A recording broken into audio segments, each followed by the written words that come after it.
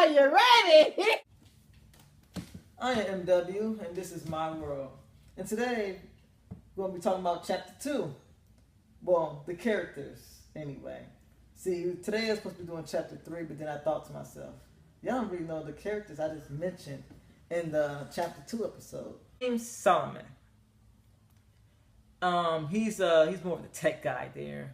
He meets up with a girl named Shahi Lynn.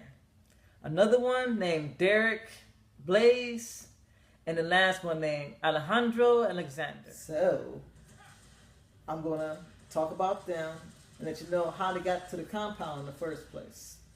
So, let's get started.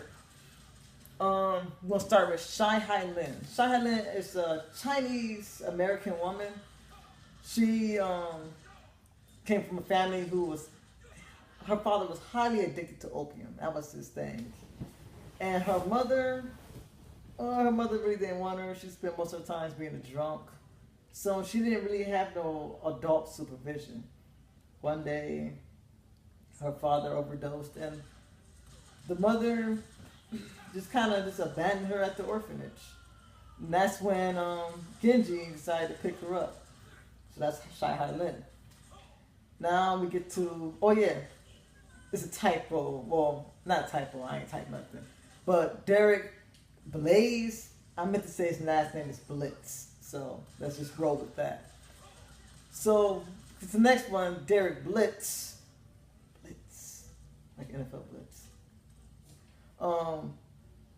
His father was a hitman who was set up. See, his father was supposed to take out a target, but they pretty much that target was never a target.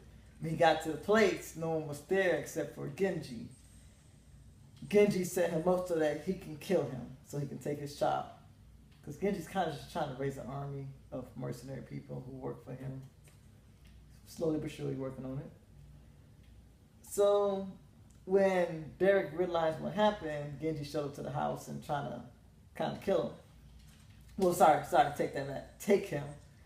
Derek wanted to kill Genji, but Derek shot 2 shots at him. Didn't hit Genji. Genji said, "You got potential. I can use you. Now, if you really want to kill me, get stronger." Derek Bliss didn't have much of a chance. He said, "I can either kill you now, or you can kill me later." That's why Derek Bliss is with them.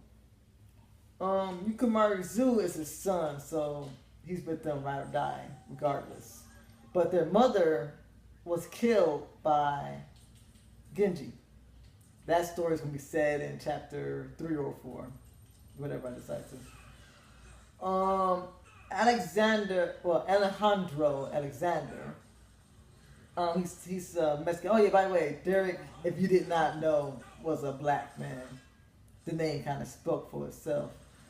But Alejandro Alexander is a Mexican boy. He lived in Mexico, and he used to be what do they call them? Drop boys. He ran the drugs back and forth between the Mexican gangs. You know, he had to do a drop off here and there. You know, that's how he made money for his family. So one day, instead of doing drugs, he was supposed to drop off money to one of the drop off spots, and he decided to keep the money instead. When his gang overheard what he did, they slaughtered his whole family and was coming after him. He got away for as long as he could, but eventually ended up catching up to him. They beat that boy damn near to death.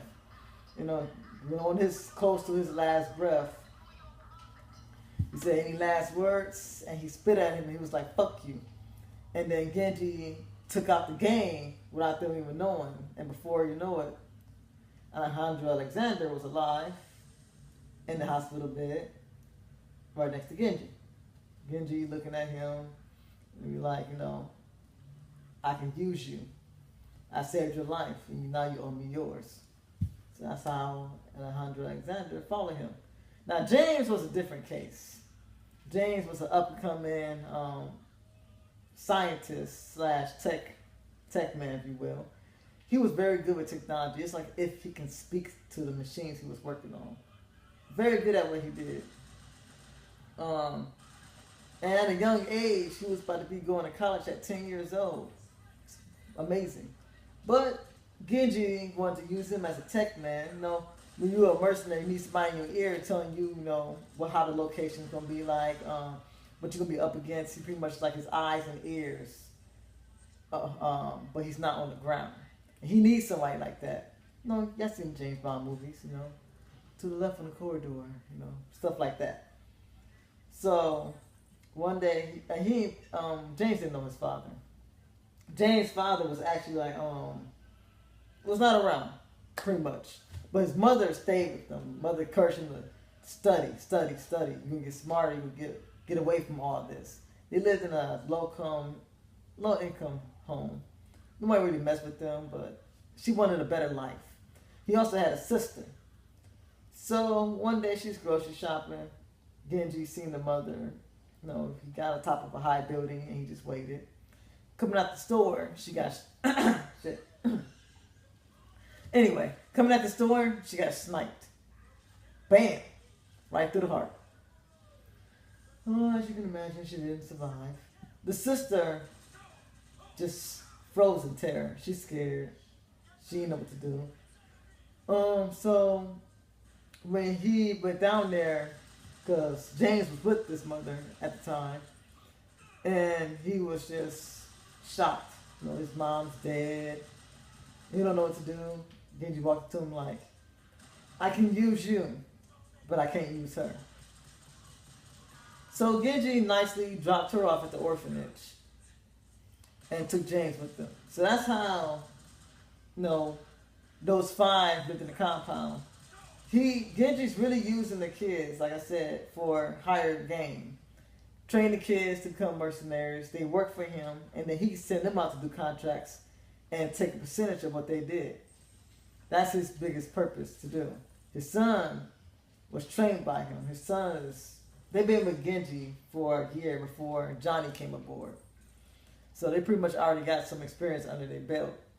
But with Johnny aboard, he can actually really start showing them what they need to do. He wanted 6 kids. And now he got them. So you get to see what happens, you know. Will Johnny become stronger? Will the kids turn on Genji for what he did? Or will they actually join him? We don't know. You will know next Sunday on Storytime Sunday. Peace. This is MW. Like, comment, subscribe. I'm going to keep doing this. Y'all can't stop me. Keep saying it slow till y'all catch on. Watch the videos. I'm not desperate. Watch the videos. All right. This is my world.